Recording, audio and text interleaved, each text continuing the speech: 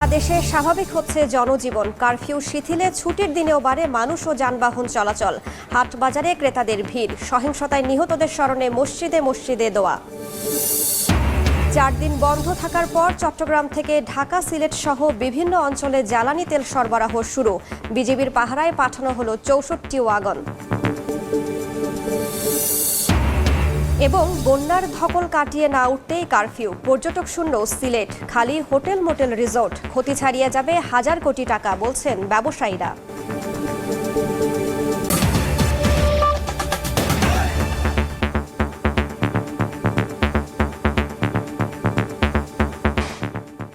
বাংলার সময় সঙ্গে আছি আমি রাইসা জান্নাত।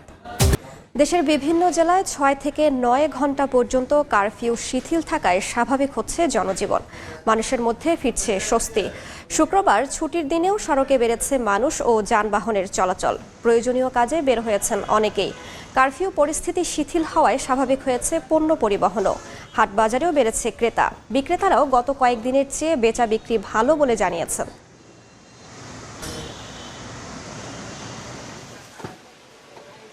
কোটা সংস্কার আন্দোলনকে কেন্দ্র করে দেশব্যাপী সহিংসতায় হতাহতদের জন্য অনুষ্ঠিত হলো বিশেষ দোয়া ও মোনাজাত। নিহতদের আত্মার মাগফিরাত ও আহতদের সুস্থতা কামনা করেন মুসল্লিরা। সরকারের পক্ষ থেকে দেশের প্রতিটি মসজিদে আয়োজন করা হয় এই দোয়ার। আগামী রোববার দেশের সব মন্দির, প্যাগোডা ও গির্জায় অনুষ্ঠিত হবে প্রার্থনা।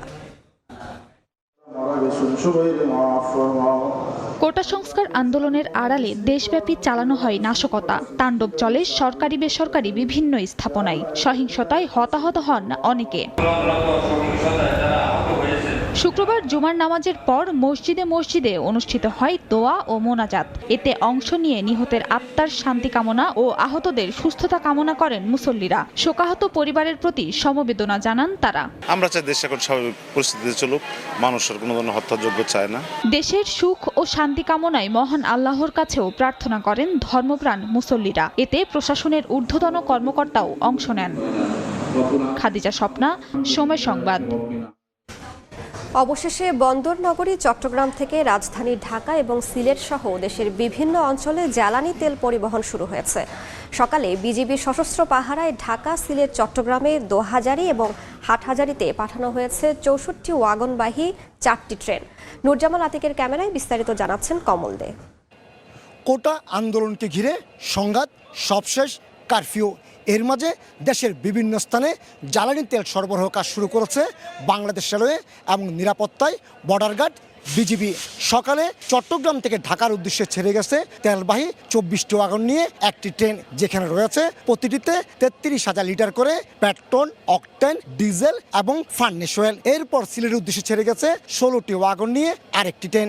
সবশেষ চট্টগ্রামের দোহাজারীতে 12টি ওয়াগন এবং চট্টগ্রামের হাটহাজারীতে গেছে আরও 12টি ওয়াগন করে ফার্নেস অয়েল। মূলত চট্টগ্রামের দোহাজারী এবং হাটহাজারীতে পাঠানো হচ্ছে বিদ্যুৎ কেন্দ্রের জন্য ফার্নেস অয়েল। রাজধানী ঢাকা এবং সিলেটে পাঠানো হয়েছে প্রয়োজনীয় জ্বালানি তেল। এই তেলগুলো যদি আমরা সময়মতো না পাঠাই তাহলে বিদ্যুৎ সমস্যার সৃষ্টি হতে পারে এবং যানবাহন চলাচলে বিঘ্ন ঘটতে পারে। অপরদিকে বিজিবির পক্ষ থেকে ব্যাপক নিরাপত্তা ব্যবস্থা নেওয়া হয়েছে এইসব তেলবাহী ওয়াগন যাতে গন্তব্যে পৌঁছাতে পারে। জনজীবন সচল রাখার জন্য তেলবাহী ওয়াগনগুলো দেশের বিভিন্ন গন্তব্যস্থলে বিজিবি কঠোর নিরাপত্তার মাধ্যমে পৌঁছে দিচ্ছে। চট্টগ্রামের তেল বিপণনকারী প্রতিষ্ঠান পদ্মা, মেঘনা, যমুনা থেকে এসব জ্বালানি তেল সরবরাহ করা হচ্ছে সারা দেশে। গত কয়েকদিন ধরে জ্বালানি তেল সরবরাহ বন্ধ থাকায় জনজীবন অনেকটা বিপর্যস্ত হয়ে পড়েছিল। কমল দে, সময় সংবাদ, চট্টগ্রাম। বন্যা, কোটা আন্দোলন, শাটডাউন এবং কারফিউ। এ অবস্থায় প্রায় 2 মাস ধরে দৈন্যদশা সিলেট অঞ্চলের পর্যটন শিল্পে। সংশ্লিষ্টরা বলছেন হোটেল, মোটেল, রিসোর্ট, পরিবহন খাত সহ সব মিলিয়ে এই শিল্পের ক্ষতির পরিমাণ হাজার কোটি টাকা ছাড়িয়ে যাবে। ইকরামুল কবিরের রিপোর্ট, ছবি তুলেছেন নওশাদ আহমদ চৌধুরী।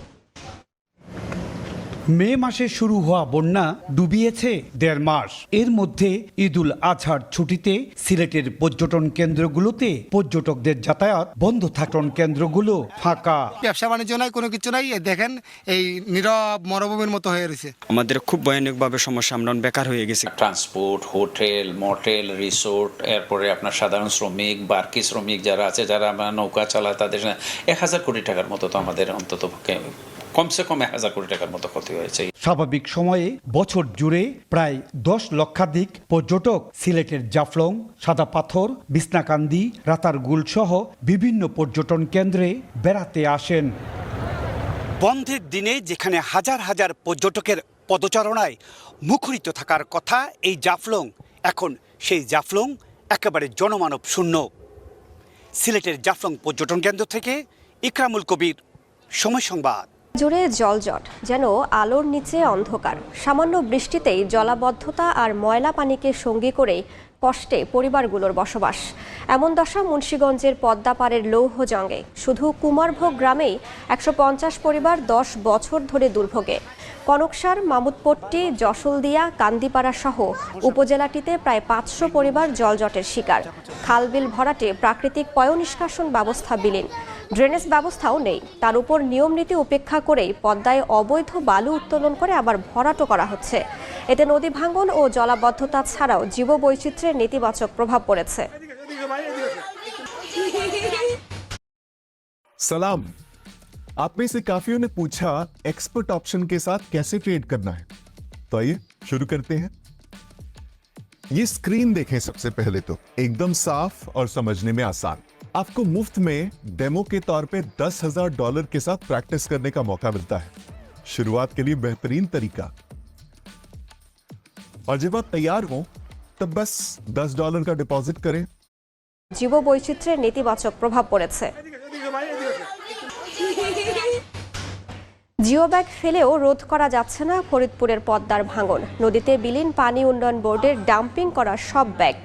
গত 15 দিন ধরে ভাঙন চলছে সদরের পালডাঙ্গি এলাকায়। এর মধ্যে নদীগর্ভে চলে গেছে বেশ কিছু ফসলি জমি ও বাড়িঘর। হুমকিতে আশ্রয়ণ প্রকল্প সহ 2 শতাধিক বসতবাড়ি। এলাকাবাসী জানান, গত জুনে ওই এলাকার 192 মিটার ভাঙন কবলিত স্থানে 41,986 বস্তা জিও ব্যাগ এবং 4,989 বস্তা সেন্ট সিমেন্ট ব্যাগ ফেলে পানি উন্নয়ন বোর্ড। কিন্তু বর্ষা মৌসুমে এ কাজ করায় তাও নদীতে বিলীন হয়ে যাচ্ছে। এতে আতঙ্কে দিশেহারা নদী পাড়ের মানুষ। তবে কম বরাদ্দের অজুহাত পানি উন্নয়ন বোর্ডের। দেখছেন বাংলার সময়।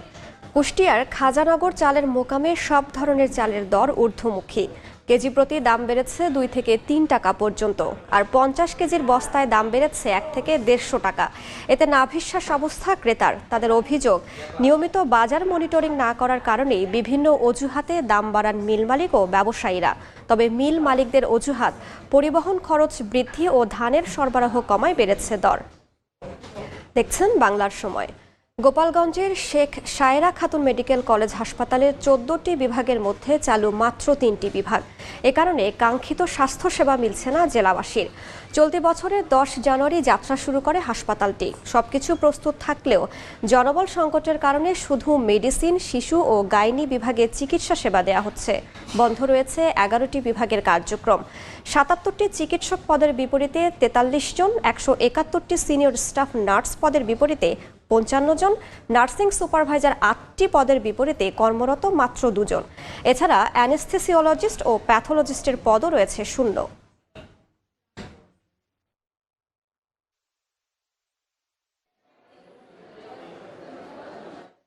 এ পর্যায়ে শীর্ষ সংবাদগুলো জানিয়ে দিচ্ছি আরও একবার। সারা দেশে স্বাভাবিক হচ্ছে জনজীবন। কারফিউ শিথিলে ছুটির দিনেও বাড়ে মানুষ ও যানবাহন চলাচল। হাটবাজারে ক্রেতাদের ভিড়। সহিংসতায় নিহতদের স্মরণে মসজিদে মসজিদে দোয়া। এবং 4 দিন বন্ধ থাকার পর চট্টগ্রাম থেকে ঢাকা, সিলেট সহ বিভিন্ন অঞ্চলে জ্বালানি তেল সরবরাহ শুরু। বিজিবির পাহারায় পাঠানো হলো 64 ওয়াগন।